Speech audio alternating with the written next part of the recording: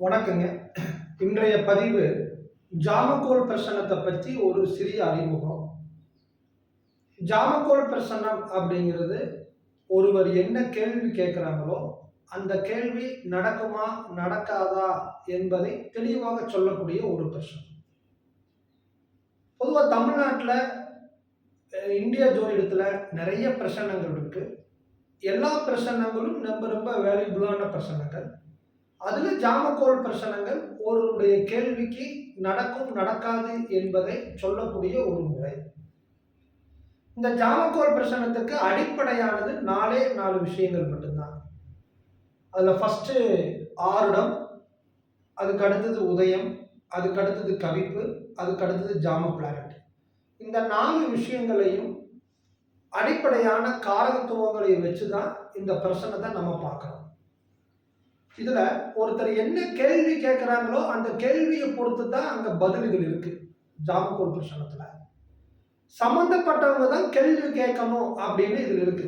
இப்ப உதாரணத்துக்கு நான் இருக்கேன் அப்படின்னா நான் என் மனைவிக்காக கேள்வி கேட்கலாம், எங்க அப்பா அம்மாவுக்காக கேள்வி கேட்கலாம், என்னுடைய குழந்தைகளுக்காக கேள்வி கேட்கலாம், என்னுடைய பார்ட்னருக்காக கேள்வி கேட்கலாம்.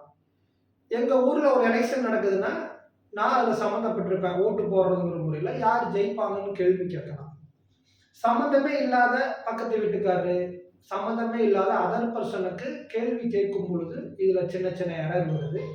சம்பந்தப்பட்டவங்க கேள்வி கேட்கும் பொழுது இதுல துல்லியமான பலன்கள் 95% வர்றதை நம்ம பார்க்கிறோம். இன்றைய பதிவுல ஆருடத்தை பற்றி நம்ம பார்க்க போறோம். ஆருடம்னா என்ன, ஆருடம் எப்படி கட்டமைக்கப்பட்டிருக்கு, எந்த மாதிரியான கால்குலேஷன் பண்றாங்க அப்படிங்கிறத நம்ம பார்க்கலாம். இப்ப ஆருடம் என்பது 5 நிமிடம். ஒரு ஹோரையை 12 பாகமாக பிரிச்சது தான் ஆருடம். அப்ப ஒரு ஹோரையை 12 பாகமாக பிரிக்கிறாங்க. அப்ப ஒரு ஹோரை 1 மணி நேரம், 1 ஹவர். இதை 12 பிரிச்சா 60 நிமிஷம் இன்ட்டு 12 பிரிச்சா ஒரு ராசி, ஒரு ஆருடம் என்பது 5 மினிட், 5 நிமிஷம் அப்படின்னு வரும். அப்ப 12 இன்ட்டு 5 1 ஹவர் வந்துடும், 60 நிமிஷம் வரும். இப்படித்தான் ஆருடத்தை கட்டமைச்சிருக்காங்க. ஜாமக்கோல் பிரசன்னா ஆதி காலத்துல ஆருடம் அப்படிங்கிறது இந்த மாதிரி கட்டமைக்கல. ஒருத்தர் ஏதாவது ஒரு இடத்துல உட்கார்ந்து இருப்பாரு, ஒருத்தர் ஏதாவது ஒரு ஊர்ல இருந்து பிரசன்னம் பார்க்க வருவாங்க. அவங்க எந்த ஊரினுடைய டைரக்ஷன்ல வராங்களோ அதையே ஆருடமா எடுத்திருக்காங்க. சில பேர் பார்த்தீங்கன்னா நம்பர் கேட்பாங்க. ஒரு 1லேருந்து 50க்குள்ள ஒரு நம்பர் சொல்லுங்கம்பாங்க. அவங்க சொல்ற நம்பரை 12ஆல கழிச்சு மிச்ச நம்பரை ஆருடமா போட்டுருவாங்க. ஒருவர் என்ன கலர் ட்ரெஸ் போட்டு வராரோ அந்த கலர் என்ன கலரோ அதுக்கான ராசியை ஆருடமா எடுத்துக்குவாங்க. இப்ப சிவப்பு வந்ததுன்னா மேச ஆருடம், எல்லோ வந்தா தனுசு ஆருடம், அந்த மாதிரி ப்ளூ வந்ததுன்னா கும்ப ஆருடம், பிளாக் தான் மகர ஆருடம். இந்த மாதிரி அந்த ஆருடத்தை பொறுத்து எடுத்துக்குவாங்க. கலரை பொறுத்து ஆருடம் எடுத்துக்குவாங்க. இப்ப நம்ம 5 நிமிஷம் ஆருடத்தை பயன்படுத்துறோம். அப்ப ஆருடம் என்பது 1 மணி நேரத்திற்கு 12 ஆருடங்கள். ஒரு ஆருடம் என்பது 5 நிமிஷம். அந்த 5 நிமிஷத்துக்குள்ள ஒருத்தர் என்ன கேள்வி கேட்டாலும் ஆருடம் அதே ராசியில் இருக்கும். 5 டு 10வது நிமிஷம் அது மாறிடும். இதுல எப்படி கட்டமைச்சிருக்காங்க அப்படின்னா, ஃபர்ஸ்ட் 0லிருந்து 5 நிமிஷம் என்ன டைமா இருந்தாலும் சரி, 1 மணி 3 நிமிஷம், 1 மணி 3 மணி 4 நிமிஷம், அல்லது 5 மணி 3 நிமிஷம், எதா இருந்தாலும் மணியை விட்டுறணும். நிமிஷம் தான் நம்மளுக்கு கணக்கு. அப்ப 0லிருந்து 5 நிமிஷம் மேச ஆகும். 5 டு 10 நிமிஷத்துக்குள்ள யாராவது கேள்வி கேட்டாங்கன்னா ரிஷப ஆகும். 10லிருந்து 15 நிமிஷத்துக்குள்ள யாராவது கேள்வி கேட்டா மிதுன ஆகும். அப்படியே போட்டு விடுவாங்க. இது கடக ஆருடம், சிம்ம ஆருடம்,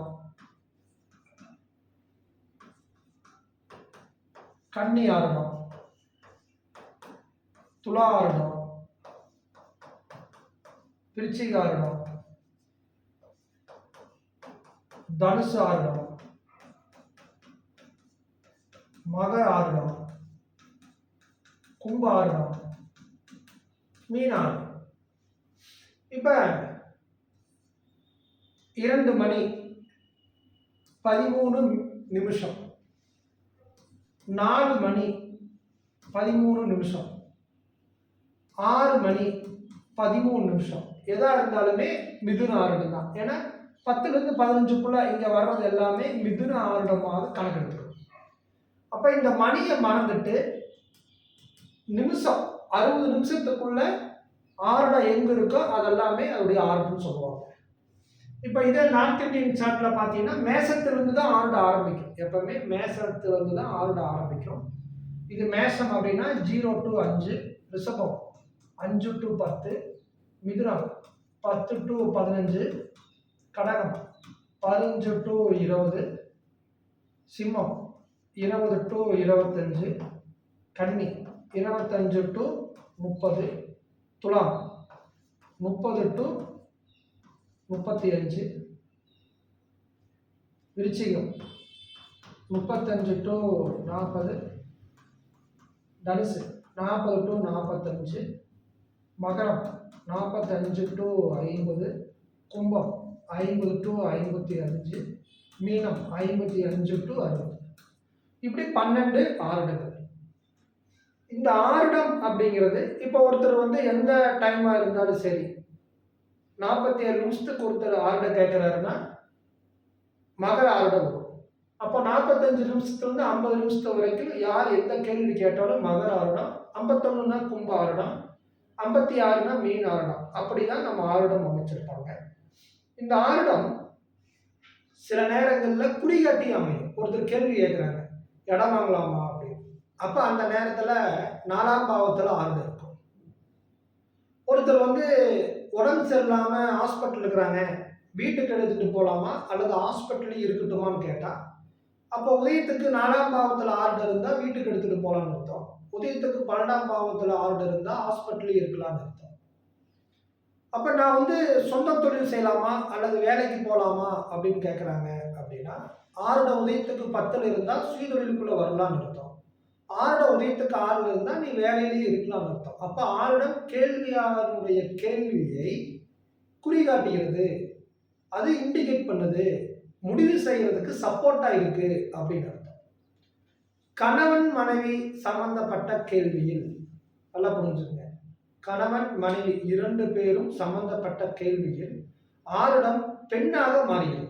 அப்ப ஒரு பெண் சம்பந்தப்பட்ட என்ன கொஸ்டினா இருந்தாலும், மனைவி சம்பந்தப்பட்ட எந்த கொஸ்டினா இருந்தாலும் அங்க ஆருடம் தான்.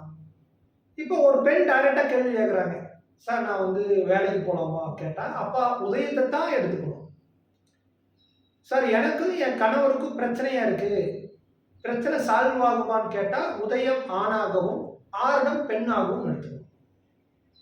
ஒரு பெண், சார் எனக்கு கவர்மெண்ட் ஜாப் கிடைக்குமா, அப்ப ஆருடத்தை விட்டுட்டு உதயம் தான் அந்த பெண்ணாக எடுத்துக்கணும். எடுத்து அந்த கவர்மெண்ட் ஜாப் கிடைக்குமா கிடைக்காதான்னு சொல்லணும். சார் எனக்கு குழந்தை 5 வருஷமா இல்லை, எப்போ குழந்தை கிடைக்குன்னு ஒரு பெண் கேள்வி கேட்டாங்கன்னா உதயம் ஆணாகவும் ஆருடம் பெண்ணாகவும் எடுத்துக்கணும். அப்போ ஆருடம் என்பது கணவன் மனைவி சம்பந்தப்பட்ட பிரச்சனத்தில் பெண்ணாகவும், மற்ற எல்லா நேரங்களிலும் கேள்வியாளனுடைய கேள்விக்கு உண்டான சம்பவத்தை இதுவும் ஒரு இண்டிகேட் பண்ணுது அப்படிங்கிறத நம்ம புரிஞ்சுக்கணும். இந்த ஆருடம் சம்பந்தப்பட்ட ஏதாவது உங்களுக்கு சந்தேகங்கள் இருந்தால் கமெண்ட் பாக்ஸில் பதிவிடுங்க. ஜாமக்கோல் பிரசன்னா தமிழில் ஆங்கிலத்தில் விரைவாக ஒரு வகுப்பு நாம் ஆரம்பிக்க போகிறோம்.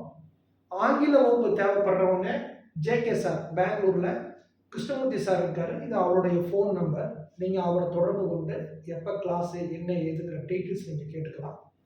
தமிழ் கிளாஸ் தேவைப்படுறவங்க இது என்னுடைய நம்பர் 9842650908. இந்த நம்பரை தொடர்பு கொண்டு தமிழ் வகுப்பு எப்போ என்ன ஏதுங்கிற டீட்டெயில்ஸ் நீங்கள் கேட்டுக்கலாம்.